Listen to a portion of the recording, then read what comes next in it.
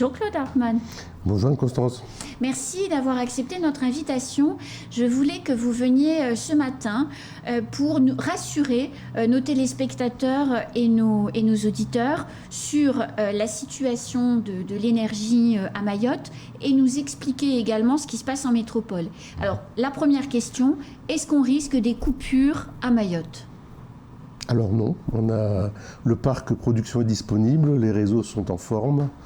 Et donc, aucune raison d'imaginer des coupures, même si, comme chaque année, la saison chaude est l'occasion de pointes importantes, autour de 18h30, 20h30, augmentée d'ailleurs par le phénomène Coupe du Monde, qui rajoute un petit peu de consommation à cette heure-là, quand il y a des matchs, en particulier de la France. Mais en même temps, on a aujourd'hui une batterie en service sur le réseau, batterie qui nous est très utile pour passer cette pointe. Et donc on est dans une situation meilleure que l'an dernier où nous avions une machine à l'arrêt. Alors, on nous parle en métropole d'un test géant qui sera effectué vendredi, d'une simulation, d'une méga coupure qui pourrait se passer. Alors, nombreux sont les téléspectateurs et les auditeurs qui ont de la famille en métropole, notamment, vous savez, les enfants qui font leurs études, les parents sont inquiets. Qu'est-ce qui se passe en métropole, Claude ? Il se passe qu'il y a peut-être plus assez d'énergie pour passer la pointe qui, alors métropole est aussi en début de soirée, mais liée au froid. Donc très, très proportionnel finalement à la température. Donc s'il y a grand froid, il y a risque sur les tensions sur l'équilibre du système puisqu'on doit produire en temps réel ce qui est consommé. Et donc si on n'y arrive plus, il va falloir sortir des clients pour que tout ne s'écroule pas. Il faut enlever des consommateurs pour que l'ensemble des autres reste debout. Et donc l'exercice va sûrement consister à imaginer comment on enlève des consommateurs dits non prioritaires.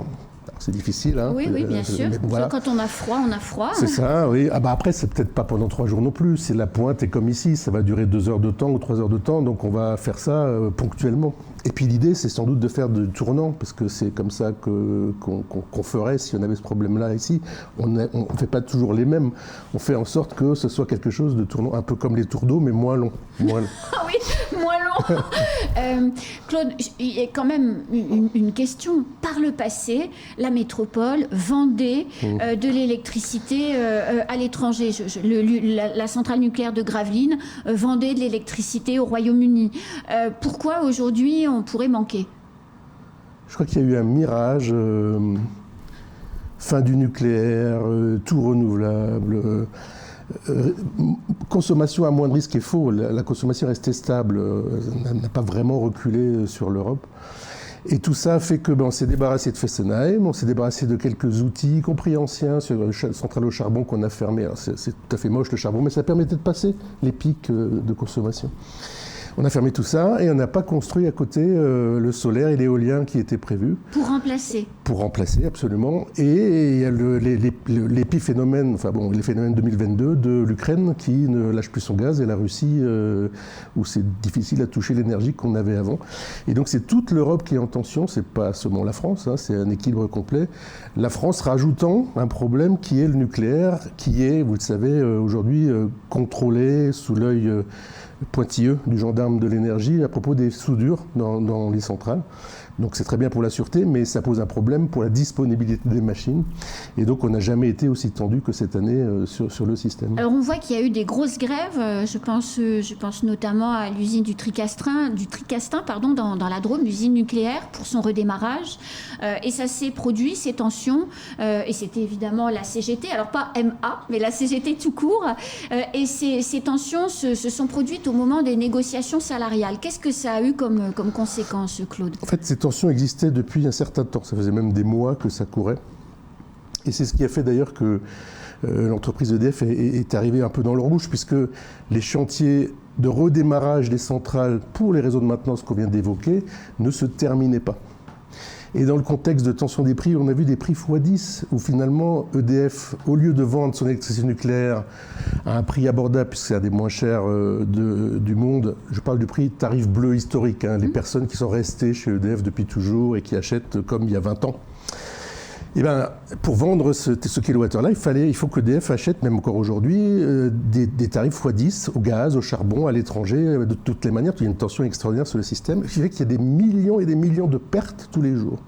Et effectivement, courant octobre, je pense qu'il y a eu la fin de la récré qui a été sifflée, et donc on a remis tout le monde au travail en donnant des primes qu'on n'aurait sûrement pas données autrement.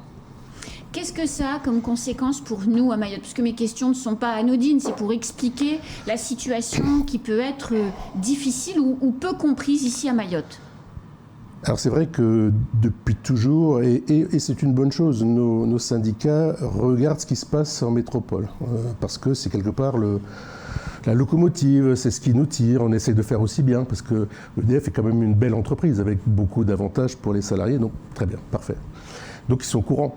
Tout comme Albioma est au courant, tout comme RTE est au courant, tout comme GRDF est au courant, tout comme Électricité de Strasbourg est au courant. Et tout le monde se dit, comment je vais faire avec une entreprise EDF qui a lâché des primes qu'on n'aurait jamais imaginées. De l'ordre de 13 à 14%. En tout. Si on met les reconnaissances, je dirais, salariales, plus les primes ponctuelles, on arrive à ce type de chiffre. Ce qui veut dire, parce que les NAO sont en cours dans votre entreprise, ici, EDM à Mayotte, et pour expliquer à nos téléspectateurs et puis à nos auditeurs, on commence par les négociations de branches qui ont lieu en métropole qui ne concernent pas EDF. Ça donne un taux d'augmentation, 6%, je crois. C'est 4%. Ce qui est très bien. Voilà. C'est jamais été aussi haut depuis les années 80.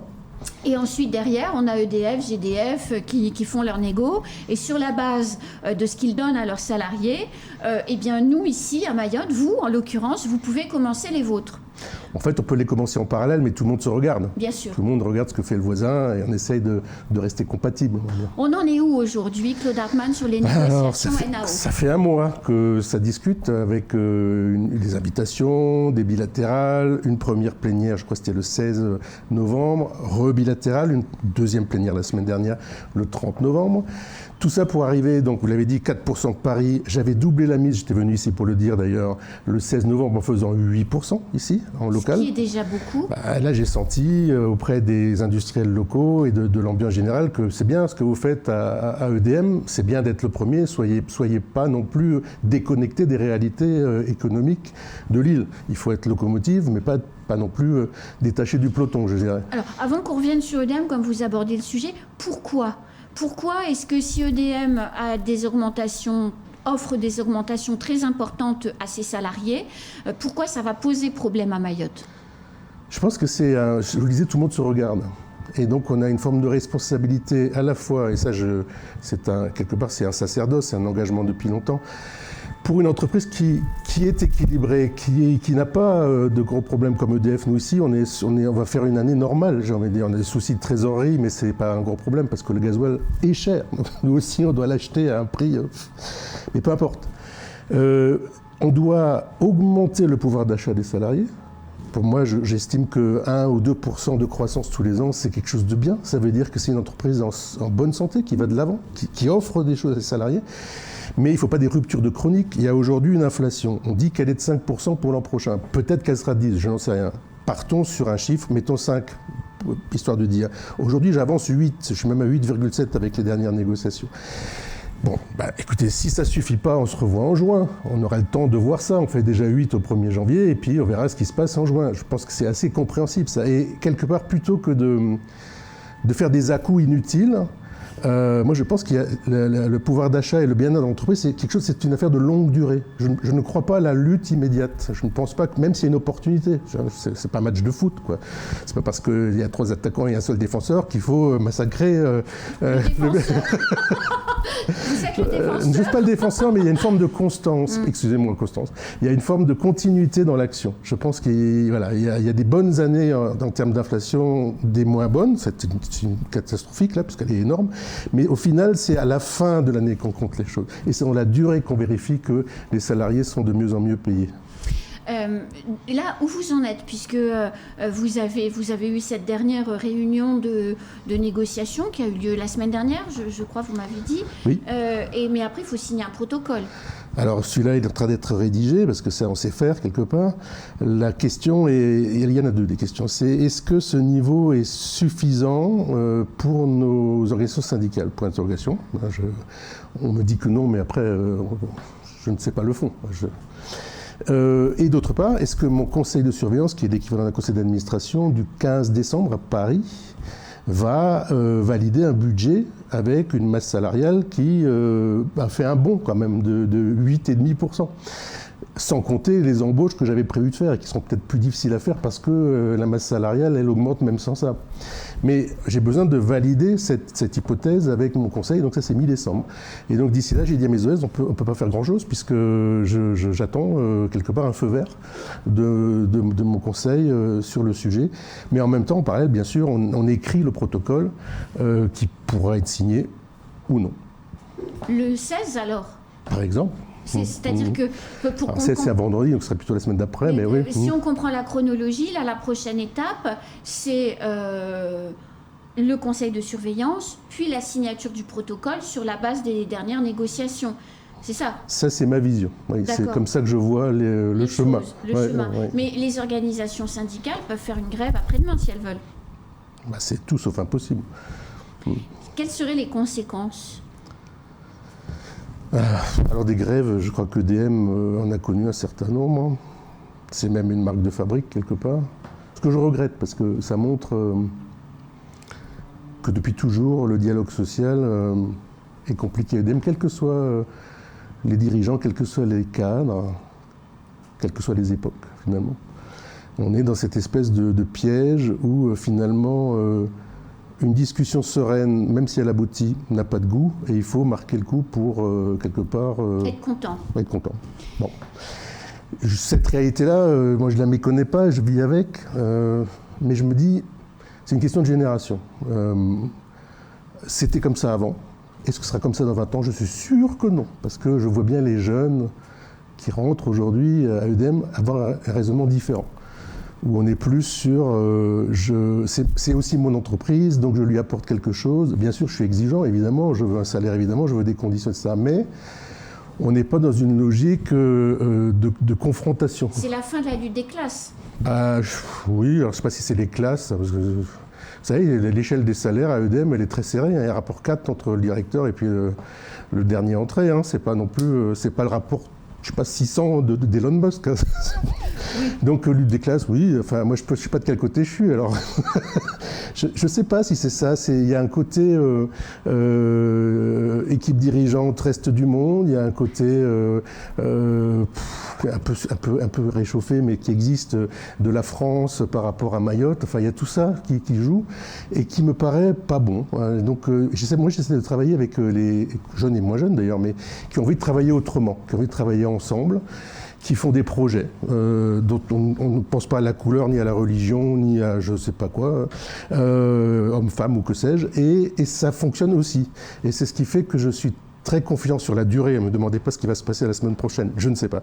Mais sur la durée, je pense qu'on a une vraie opportunité parce que c'est une PME locale, parce qu'il y a des locaux, il y a des métros, il y a des...